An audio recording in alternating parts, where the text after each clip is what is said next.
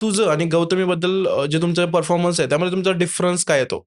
नाही, खूप वेगळं आहे. तिची स्टाईल खूप वेगळी आहे. माझ्या पण स्टाईलमध्ये थोडासा बॉलिवूडचा टच आहे. म्हणजे तर आजकाल व्ह्यूजसाठी तुम्ही करता की काय काळाची गरज बनली आहे डबल मीनिंग लावणे? तुमच्या पुढ्यात तर कुठते मी ज्वाणीचा मसाला. हां. ॲक्चुअली जर घेतलं तर डबल मिनिंगच होईल. हं. नाहीतर मग असा काय अर्थ होतो, की मी तुमच्या पुढ्यात बसून मी का तुमच्या ज्वाणीचा कसला मसाला मी कुटणार आहे? किंवा काय त्याचा मिनिंग हां. असा काय बनू शकतो? हं. म्हणजे कारभारी दमानं म्हणजे अ, घरच्याच कारभारांना म्हणजे होऊ द्या दमानं, अंग हं. भिजलंय घामानं. म्हणजे काय, काय मिनिंग काय बनेल या हं. गाण्याचा पण मला म्हणजे हं. या लावणीचा पण? तुझं आणि गौतमीबद्दल जे तुमचा परफॉर्मन्स आहे त्यामध्ये तुमचा डिफरन्स काय येतो?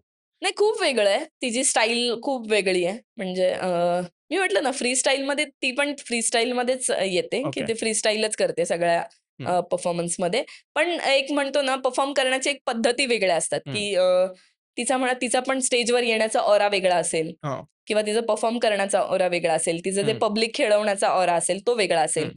किंवा आमचं पण हं. काही एक्सप्रेशन्सवर असतं हं. किंवा माझ्या पण स्टाईलमध्ये थोडासा बॉलिवूडचा टच आहे. म्हणजे हिप हॉप बॉलिवूड म्हणतो ना, माझे हं. फूट हां. वगैरे मी तसं हे करते. थोडासा माझा गलिशवाला बांधा हां. नाही जात किंवा थोडासा राउडी याच्यामध्ये पण जातो. मग ते हं. आत्ताच्या बऱ्यापैकी जेवढ्या मुली व्हायरल आहेत ना, हं. त्या सगळ्या आम्ही तेव्हा एकत्र असायचो. ओके. हां, म्हणजे ते फोटो बघितले तर आम्हालाच तुम्ही ओळखणार नाही, की या आम्हीच आहेत का? अच्छा.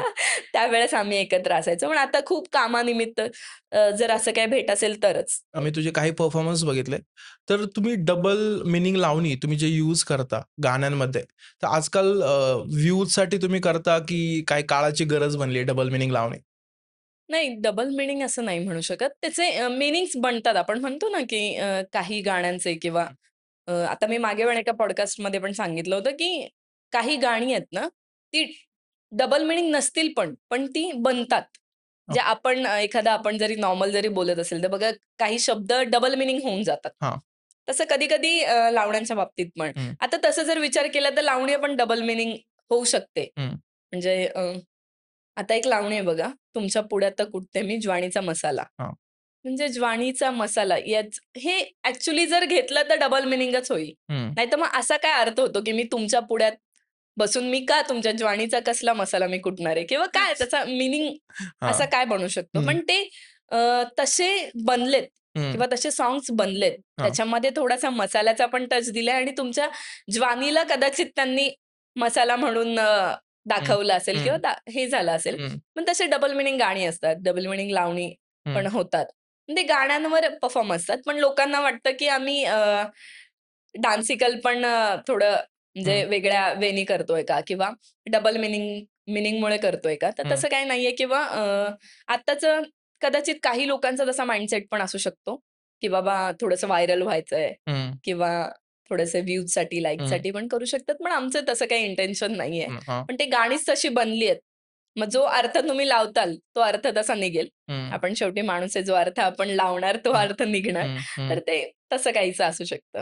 हं. म्हणजे कारभारी दमानं म्हणजे अ, ग घरच्याच कारभारांना म्हणजे होऊ द्या दमानं, अंग हं. भिजलंय घामानं. म्हणजे काय, काय मीनिंग काय बनेल या हं. गाण्याचा पण मला म्हणजे हं. या लावणीचा पण. हं. तर हे नाही मला मला पर्सनली मला समजलेलं नाहीये. हं. पण आम्ही पण ते लावणीच्या स्वरूपात हं. तसाच वेणी घेतो. पण ते असं पण होऊ शकतं, की कारभारी जरा दमानं हं. म्हणजे आले, थोडंसं त्यांनी रेस्ट करावा किंवा हं. अ, दमून आले असतील हं. कुठून म्हणजे काम करून वगैरे, हं. तर त्या हिशोबाने पण ती हं. लावणी हे केली असेल. पण काही गाणी मला असं वाटतं, ज्या काही लावण्या पण आहेत किंवा जी गाणी पण आहेत, हं. ही डबल मीनिंग होऊ शकतात. इंटेन्शनली हां. केलेले असतात पण की आपण त्याच्याकडे लक्ष देत नाही हां. किंवा आपण फक्त त्या फ्लोमध्ये असतो, त्या म्युझिकमध्ये हं. आपण कनेक्ट होऊन जातो म्हणून आपल्याला आपण त्याचे अर्थ नाही लावत. हं. पण जर तसा विचार केला तर ते डबल मीनिंगच आहेत. ओके. म्हणजे तेच मी सांगेन, की बाबा हं. गाणी आणि लावणी ही डबल मीनिंग होऊ शकतात. हं. मग जर काही प्रतिक्रिया चुकल्या डान्स करतानाच्या हं. वगैरे, तर मग अश्लीलतेकडे जातं किंवा हं. डबल मीनिंगकडे जातं. पण हं. डान्समध्ये पण तशा गोष्टी होऊ शकतात. हां. कारण प्रत्येक वेळी हा आर्टिस्ट एकदम प्रॉपर अकॅडमीतनं किंवा हं. शिकूनच आलेला आहे, हं. त्याला प्रॉपर प्रशिक्षण मिळालं आहे, असं होत नाही. हं. त्यामुळे कधी-कधी त्या फ्लोमध्ये हं. किंवा एवढं पब्लिक समोर असतं त्या हं. फ्लोमध्ये हं. एक्स्ट्रा काहीतरी होऊ शकतं. हां, किंवा त्या घडून जाऊ शकतं. हां, पण त्याला पण थोडंसं कधी-कधी नॅचरली पण जर कोणी जाणून बुजून करत असेल, हां. तर ते खरंच मग ते जाणून बुजून मुद्दाम केल्यासारखं आहे. हं. पण गाण्यांच्या बाबतीत तर मी म्हणेल कोणाचा माइंडसेट असा नसावा, की ते डबल मीनिंग निघेल. हां, पण आपली शब्दरचना तशी आहे. हां. आपला माइंडसेट तसा आहे. त्यामुळे ते हं. अश्लीलतेकडे पण जातं किंवा डबल मीनिंगकडे पण जातं ओके. असं. तर बऱ्याच शोमध्ये असं बघितलं जातं, की बरेच कलाकार आहेत, म्हणजे मी तुला नाही बोलत आहे, की त्यांच्याकडनं अश्लील अ, ॲक्शन केले जातात किंवा असे मूव्हमेंट केले जातात. हे आजकाल ट्रेंड बनलाय, की काळाची गरज बनली आहे. तुम्हाला जर व्हायरल व्हायचंय किंवा तुम्हाला ट्रेंडला जायचंय, तर तुम्हाला अशा गोष्टी करायची गरज आहे का ॲक्चुअली? ॲक्चुअली लोकं ट्रोलिंगसाठी करतात हे खरं तर, की हं, बाबा आता मी सांगितलं ना, मी मागे पण एकदा सांगितलेलं, की लोकांना वाटतं जितकं तुम्ही ट्रोल होताल किंवा हं, जास्त जेवढी निगेटिव्ह पब्लिसिटी होईल ना, हं, तेवढे तुम्ही एकदम उंचीवर जाता. हं, आणि तसं होतंय ना, हं. कारण लोकं त्यांना दाबवण्याच्या ऐवजी मोठं करतायत. हां. म्हणून मग ते असं होतंय, की ट्रोलिंगमुळे माणूस मोठा होतोय, अजून हं, लोकांना दिसतोय, हं, अजून त्याला काम मिळतंय. हं. मग तो माइंडसेट झालाय, की आपण पण मग काहीतरी चुकीचंच करू, म्हणजे ओके. आपण लोकांपर्यंत पोहोचेल, हं, चुकीचं दिसेल, हं, तर मग लोक आपल्याला ट्रोल करतील. मग हं. आपण अजून लोकांना दिसतोय, तर अप होईल. मग लोकांचा हा इंटेन्शन झालाय, की निगेटिव्ह केल्यावर आम्ही जास्त लोकांना दिसणार. म्हणून आजकाल लोकं सगळे निगेटिव्हकडे हं, जास्त हं, वळतायत. हं. आणि सोशल मीडिया दोन्ही दाखवतंय ना. हं. निगेटिव्ह, पॉझिटिव्ह दोन्ही हां, दाखवते. पण ते मी मगाशी पण म्हटलं, की आपल्या घेण्यावर आहे. जर तुम्ही पॉझिटिव्ह घेताय का निगेटिव्ह घेताय? हां, जर तुम्हाला पॉझिटिव्ह वेनी जर करियर करायचं असेल, हां. नाव करायचं असेल, तर तेही होतं. हं. थोडासा वेळ लागेल. हां.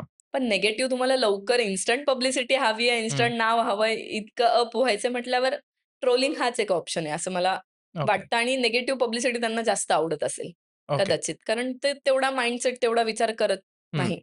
मी म्हटलं ना, तेवढा विचार केला पाहिजे, की या सगळीच ती निगेटिव्हिटी पचवू शकतील असे लोक नाहीये, हं, की बाबा मी पण त्यातली नाहीये, की एकदम सगळं निगेटिव्ह झालं तर माझे घरचे काय बोलतील किंवा हं, मी काय विचार करेल. पण हं, काहींचा माइंडसेट वेगळा असतो, जे हं. निगेटिव्ह पब्लिसिटी पचवू शकतात. हां.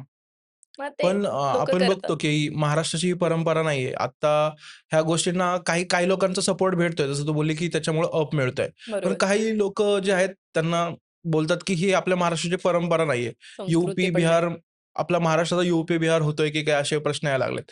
सो तुला काय वाटतं तुझ्या सराउंडिंगमध्ये तुझ्या कॉम्पिटिटर बोलू शकतो ते लोकं असे करतात आहे.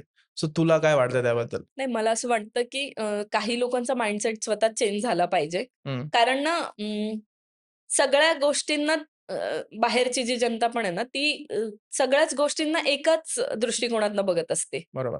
की बघते. जर हं, एखाद्या व्यक्तीने केलं मग ही पण तेच करतीये का? हं, ठीक आहे तुमचा करण्याची स्ट्रॅटेजी तीच असेल. हं, पण ते कदाचित वेगवेगळ्या वेनी असेल. हं, पण लोकं फक्त त्यालाच धरून बसतात. आता मी इतकं ओरडून-ओरडून सांगते, की लावणी ही वेगळी आहे. हं, आम्ही जे करतोय ते वेगळं आहे किंवा फ्री स्टाईल वेगळी आहे. बॉलिवूड हं, डान्स वेगळे आहेत, हिप-हॉप वेगळं आहे, हं, साल्सा वेगळं आहे. हे सगळ्या गोष्टी जर वेगवेगळ्या आहेत, हं, तरी तुम्ही परत तिला तिथेच का घेऊन येता? हं, की म्हणजे फक्त साडी नेसली म्हणून लावणी झाली असं तर होत नाही. हं, साडी मग तुम्ही म्हणताय की साड्या नेसायच्याच नाही असं थोडी आहे. हं. असं नाही होऊ शकत ना. हां, साड्या दुसऱ्या आता आयटम सॉन्गसाठी मी म्हटलं हं, बॉली लावणीसाठी वगैरे पण साड्या नेसल्या जातात. हां, पण ते म्हणतात की साड्या घातल्या तर तुम्ही फक्त लावणीच केली पाहिजे. हं. पण आपण जसं आपण मगाशी बोललो की आपण जेन झी. हां, जेन झीमध्ये आपण जगतोय किंवा हे आत्ताचं जे आहे हे मॉडिफिकेशनवालं हं, यूथ आहे सगळं. हं, मग तिथे मॉडिफिकेशन येणारच ना. हं, लोकं असं नाही होऊ शकत, की तमाशात जे चाललंय, तेच आत्ता पण करतील. हं, ठीक आहे, मी काय म्हणतेय ते जपलं पाहिजे हं, किंवा ते केलं पाहिजे. पण आपण कोणावर बर्डन नाही देऊ शकत, की तुम्ही पण हेच करा हां, किंवा तुम्ही पण हे केलं पाहिजे. हं, कारण तो ओरा नाहीये, आत्ताचं ते जनरेशन नाहीये. हं, मग त्यावेळी यंग जनरेशन कोण तमाशा बघायला जात पण नव्हतं. हां, आत्ता जातंय कारण सोशल मीडिया आहे हां, किंवा त्याचं अपग्रेड व्हर्जन आलेले आहेत किंवा हं, डी शोज म्हणा हं, किंवा अदर पण ज्या गोष्टी आहेत, त्या तिथे जन्माला आल्यात म्हणून यंग क्राउड बघतोय तरी. हं, नाहीतर आधीचा यंग क्राउड बघत पण नव्हता. हां, कारण जे पाटील वगैरे जे मोठे-मोठे लोक होते तेवढेच फक्त बघायला जायचे. हं, आता यंग क्राउड पण बघतोय ना. हं. मग मला असं वाटतं की त्यांचा माइंडसेट थोडा चेंज झाला पाहिजे, ओके. की अपग्रेड पण आपण झालो पाहिजे हं, आणि काही गोष्टी वेळेनुसार बदलतात हां, आणि त्या बदलल्याही पाहिजे. हां, फक्त इतिहास आहे तो ठेवा. त्याला पारंपरिकदृष्ट्या पण ठेवा. फक्त त्याची एक जागा आहे. त्या जागेला तिथेच असू द्यात असं मला वाटतं. ओके. जे मोठं करा पण त्या जागेला असू द्यात. हं, ती जागा त्याची एक वेगळी बनलेली आहे. त्या हं, जागेत तिथेच असू द्यात. बाकीच्या सगळ्या ज्या जागा आहेत, त्या जागा क्रिएट करतायत. त्या क्रिएट करून त्या लेव्हलपर्यंत ते आता कितपत चालेल हे आपल्याला माहित नाही. पण ते त्यांची जागा क्रिएट करतायत असं मला वाटतं. ओके. सो तू जसं बोललीस, की ह्या गोष्टींमुळे सडन फेम मिळतं, सडन पैसा लागतो, सडन कामं मिळायला लागतात. ह्या सगळ्या गोष्टी होतात आहे. सो तुला कधी वाटलंय का, की ठीक आहे फेम कुणाला नकोय, हो. कुणाला पैसा नकोय, सगळ्यांना हवंय. सो तुला कधी वाटलं का, की ह्या गोष्टी करायला पाहिजे, ट्राय तरी करूया असं? असं मनात विचार येतो कधी-कधी कारण जेवढं बघतात मग मला तर असं वाटतं आपल्याकडे खूप काही आहे, हं, जे की देवाने दिलंय किंवा आपल्याकडं कला क्षेत्रात म्हणा किंवा ॲक्टिंग फील्डमध्ये म्हणा किंवा हे पण सगळं माझ्याकडे आहे. तर मग हं, कधी-कधी असं वाटतं, की मग तरी पण का? हं. बॅकफूटला का राहायचं? तर हां. तेव्हा कधीतरी हा विचार येतो. पण ज्यावेळेस मी फॅमिली बघते किंवा माझ्या आईला बघते. हं. कारण माझ्या त्या निगेटिव्हमुळे तिनी वेगळं काही त्याच्यावर इम्पॅक्ट नको व्हायला किंवा राइट. माझ्या वडिलांवर त्याचा काही इम्पॅक्ट नको व्हायला. हं, म्हणून मग तो विचार करते, की नाही जे काय चाललंय थोडं कमी असू देत, हं. पण हक्काचं आणि चांगलं असू देत. मग ओके. मला असं वाटतं, की जे काय मी करतीये ना, हं, त्याच्यात मी समाधानी आहे.